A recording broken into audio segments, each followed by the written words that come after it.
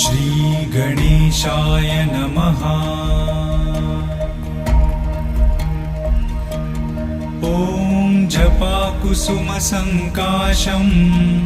काश्यपेयं महाद्युतिं तमोरिं सर्वपापघ्नं प्रणतोऽस्मि दिवाकरम्। ॐ दधिशङ्खतुषाराभं क्षीरोदार्णवसम्भवम् नमामि शशिनं सोमं शम्भोर्मुकुटभूषणम्।